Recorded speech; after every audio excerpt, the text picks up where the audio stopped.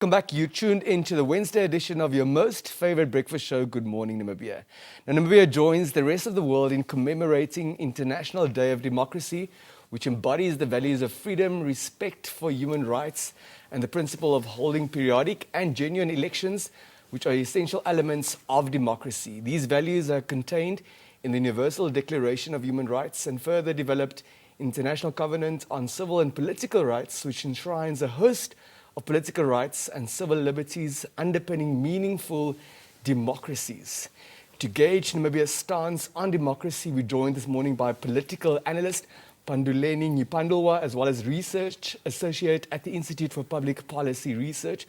That's, of course, Bradley Tjongarero. Good morning, gentlemen, and welcome to Good Morning Namibia. A very good morning to you, Denver. Mr. Nghipandulwa, what we know, by the people, for the people. From your chambers, what exactly are we talking about when referring to democracy in general, but also constitutional democracy in particular? Okay, Denver, thanks for the question. Namibia is a democracy, as we all know, and democracy by definition means rule by the people.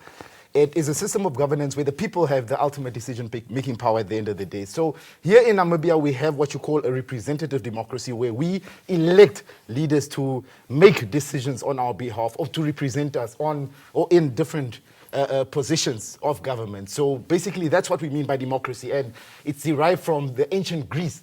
So it means rule by the people. And who's the people? It's you and I. So we have a pleasure or honor to live in a system of governance where we can influence decision-making. Very well. Mr. Tjongarero, does a constitutional democracy constitute a particular kind of democracy? Thank you for that question, Denver. And I think Pandu also outlined the essentials there too. I think if you specifically look at the case of a constitutional democracy, it means that it's enshrined within the Constitution. In that sense, as much as you do have, guaranteed rights and whatnot through the constitutions, you also have certain obligations as a citizen. So that means in terms of exercising your democracy or having a certain say, you actually have to go out there and participate in some way.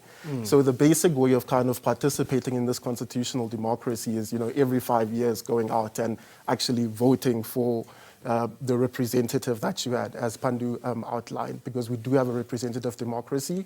We don't directly vote on the nitty-gritty governance stuff. We actually do have policymakers for that. Why does that need to happen periodically? Why can't we, democratically of course, elect our leaders into power and they remain in power?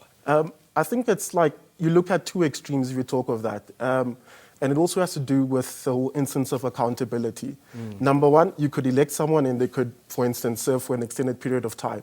How would you hold those individuals accountable? At the same end, you could elect someone and then you could have elections again after 9 months or something. But in that period of time, those individuals have not actually enabled anything. So in that sense, you have periodic over 5 years, so you can assess what have the people that I've elected to represent me done? Have they met everything that they've outlined that they would do?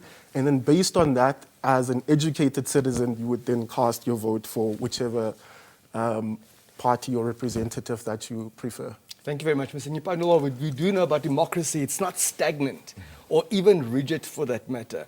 How has the concept evolved over the past years, particularly as far as these contemporary times are concerned?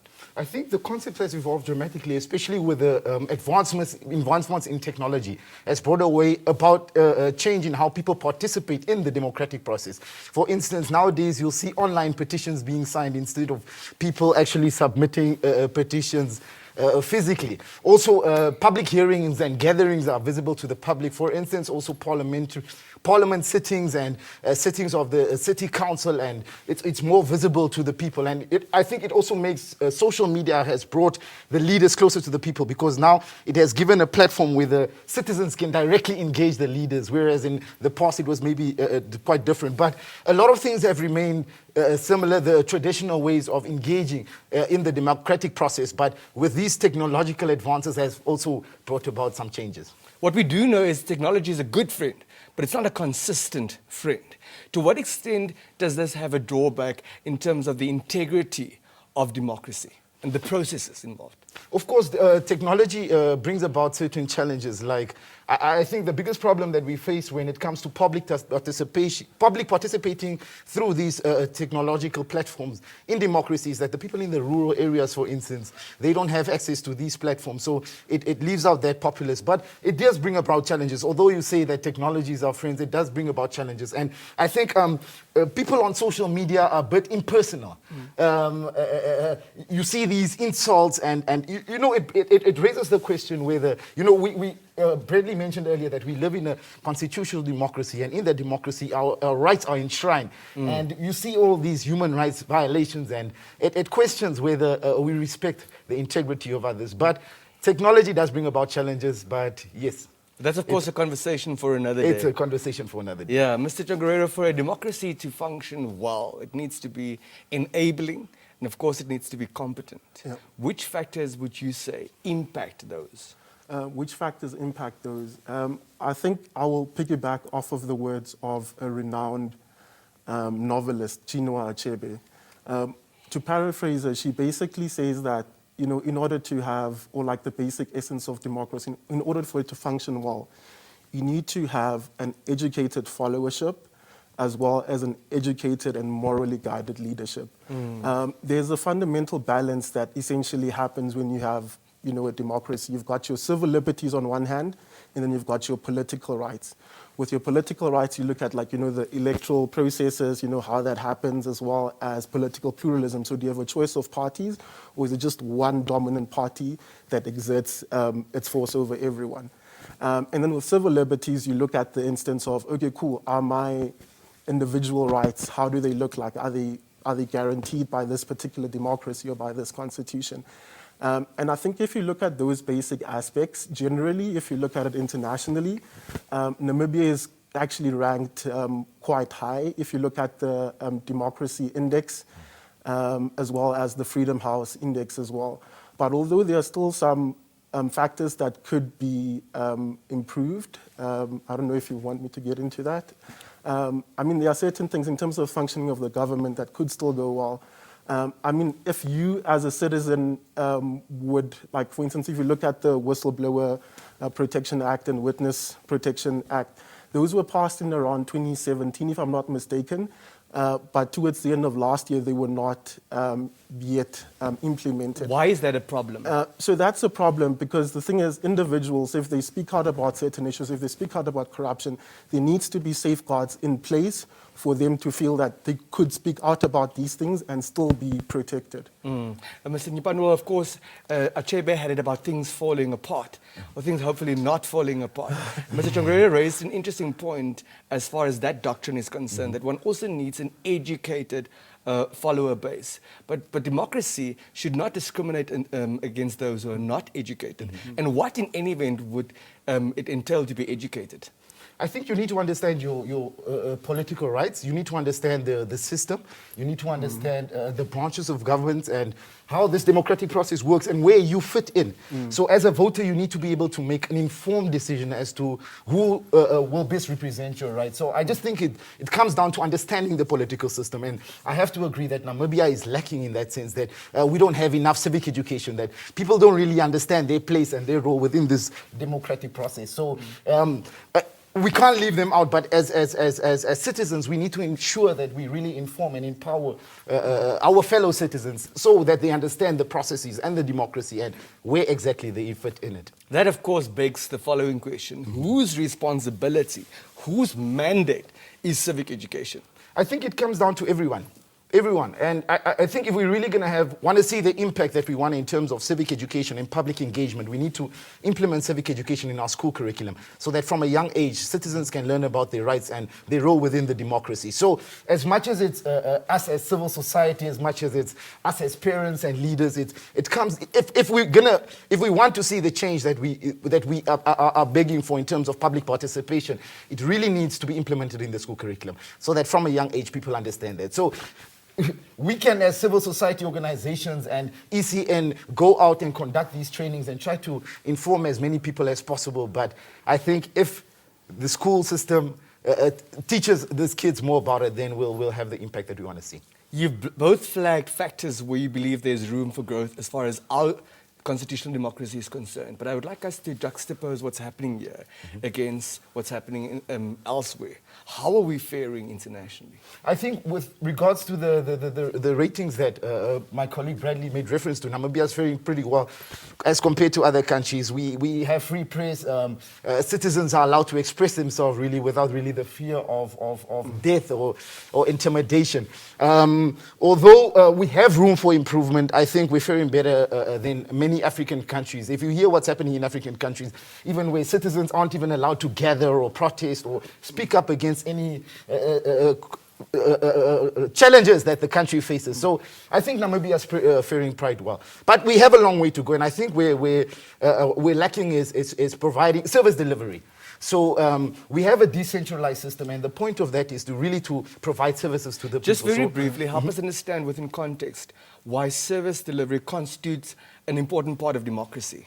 Because at the end of the day, that's why the leaders are elected. For instance, the local and regional authorities, their role is to provide basic services. Like, for instance, housing, roads, education, healthcare, infrastructure for that when it comes to the regional council. So they deal, especially with the local authorities, they deal with the important bread and butter issues. So if we elect councillors to provide us with services, it's essential that they do that when they are elected into these positions. Mr. Tjongarero, you touched on the aspect of accountability earlier, and Mr. Nghipandulwa shared with us what we do see in pursuit of accountability, that many citizens would head over to social media and not be very respectful. So what we do know, although some rights are enshrined in the supreme law of the land, being the Constitution, those rights are not necessarily absolute rights. Please talk to us about the accountability on the part of the citizens as well. That's a very good question that you're bringing up, and it was a big factor of consideration last year when this day was commemorated. It was about freedom of expression and public voice and public opinion. In as much as, and what the Secretary General of the UN then outlined is that in as much as these rights are there for you to express yourself and whatnot, it needs to be accurate information. You have to make sure that whichever information that you're sharing is accurate. There have been last year there were a lot of problems in terms of cyberbullying and cyberpolicing when it comes to, in general, it was a threat that countries faced all over the world. And I think in particular Namibia has they voiced that there's no room for that here. I mean, civil society organizations themselves are doing a lot of work in terms of fact-checking, countering misinformation. So as an individual, or the individuals that are watching today, it's very important that in terms of whatever information you do share, you have to make sure that you're sharing accurate information. Just try to fact check it. If you can't verify that it's not true, maybe try looking at Namibia Fact Check. That's also one of the initiatives of IPP on Namibia. And then just make sure what you put out there is credible information. Thank you very much. Mr. Nghipandulwa, the contemporary global monster called COVID-19 unfortunately still is in our midst. And various governments, both democratic and undemocratic, have had to introduce measures to curb its further spread. And some are of the view that these measures, these regulations, did impact on democracy. What's your stance? Of course, I agree that it had an impact on, for instance, our rights when the lockdown, freedom of movement. We're not allowed to freely move where we want to. Like, for instance, people, the large gathering, the restrictions on the number of people that are allowed to gather also affects people's ability to come together and protest or speak up against issues that might concern them or that might affect their lives. So the COVID-19 pandemic has definitely affected our ability to engage in the democratic process. But it's a challenge. But I think these measures were put in place and to curb the spread of the virus. And although necessary, I think it does have effect on us participating in the democratic process. Is it a justified limitation? Yes, I think definitely it's justified. So it's justified in the sense that people are still allowed to speak up. They still are allowed to gather. I think the president recently increased the number of people that are allowed to meet in public. So I think it's justified in the sense that it's put there to spread the curve of the virus, and it's important. We saw earlier in the year how people were losing their lives, and if the government didn't intervene, I think the situation wouldn't be like it is right now, as we've seen the drop in the numbers. So I think it was definitely justified. As we wrap up our conversation this morning, Mr. Tjongarero, from your perspective, which are the strides that we have made over the past 31 years, and how can we use those to elevate us onto the next level? I mean, significant strides have obviously been made over going from an authoritarian regime towards a constitutional democracy.